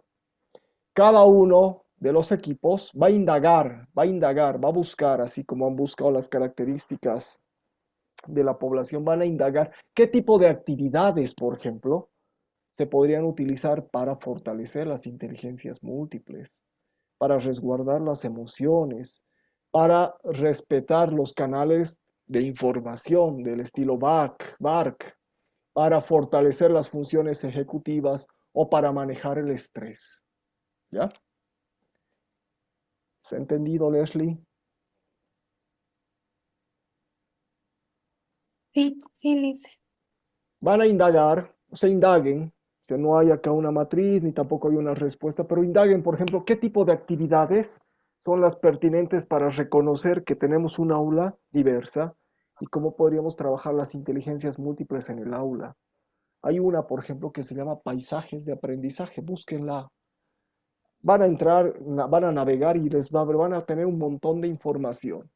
La idea es que precisamente ustedes empiecen a indagar también sobre estos recursos técnicos y que hay un montón, de verdad que hay un montón de información.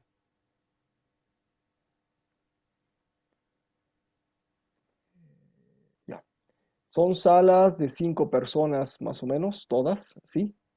Entonces, Grover, estás con un solo dispositivo, ¿no? No estás con dos. Ya. Entonces, vayan a las salas, definan un canal de comunicación, es decir, voy a crear un chat, no sé qué, ahí vamos a trabajar, ahí vamos a aportar, voy a trabajar un documento compartido en un Google Drive abierto para que lo podamos editar, o me van a mandar sus aportes, distribúyanse las tareas, organícense, pero que haya también nombrado una o un coordinador. 10 minutitos, solamente organícense. Súmense a las salas.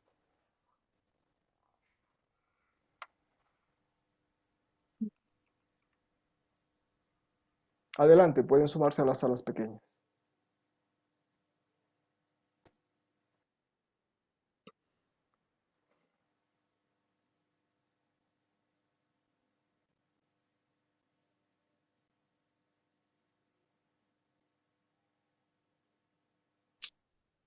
¿Se han puesto de acuerdo? De la sala Sí, 1, teacher. ¿quién es el coordinador, la coordinadora? Yo, Vanessa. Vanessa, gracias. De la sala 2, ¿quién es él o la coordinadora? Lice, yo voy a ser el coordinador. Ya, Yaramel. no estoy viendo. ¿Quién está hablando? Perdón. Yeramer, perdón. De la sala 3, Anabel Choque Licen. Anabel, muy bien. Y de la sala 4, Me personalizan. Tatiana, muy bien. Entonces, tienen esta plantilla en la carpeta de recursos, ¿ya? Organícense, busquen, hay un montón de información. No se vayan a la respuesta fácil del chat GPT, que también pueden usarla, pues es un recurso que tenemos que bien utilizarlo también, ¿ya? Nos agiliza un montón de tiempo de búsqueda, por ejemplo. Pero también tiene un sesgo. No nos va a mostrar aquellas páginas que quizás puedan ser más alternativas. Siempre se va a ir hacia el canal de la información más condensada o comercial, por supuesto. Entonces, ¿qué tenemos que hacer para la siguiente sesión? La siguiente sesión, por un lado, es importante que estén todos en las sesiones, porque parte de la tarea, ya tenemos tarea la siguiente sesión, es decir, calificable, la vamos a desarrollar en las sesiones, ¿ya? Es una de las pocas veces en que se les va a pedir la asistencia. Porque vamos a vivenciar, vamos a resolver un aprendizaje basado en problemas, vamos a hacer una estrategia activa, ¿ya? Entonces lean en qué consiste el ABP, lean los organizadores gráficos y remitan este ejercicio de indagación, ¿ya? El foro cierra el domingo, pero va a quedar abierto porque tienen que hacerlo. Ya les he dicho, aún estas actividades que no tengan puntaje son valiosas porque este módulo fundamentalmente nos tiene que abrir esa posibilidad de que tenemos que tener este conjunto de herramientas, ese conjunto de dispositivos para poder ser mejores profesores en el entendido de que vamos a tener siempre una pluralidad de estudiantes. Ya, nada más. ¿Alguna consulta? Dice, solo tenemos que investigar y poner actividades que Sí, pondríamos en nuestra clase o sí, cómo. sí. Por ejemplo, ¿qué tipo de actividades fortalecen las inteligencias múltiples? ¿Qué tipo de actividades pueden ser muy grandes o muy concretas? No importa eso. pero es un poquito que vayan indagando de que hay actividades que ya están pensadas para estos ámbitos.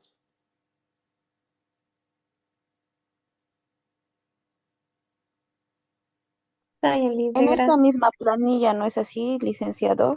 Sí, Que nos ha mostrado. está en la plataforma, sí. Ahí Es un mismo, Word. todo.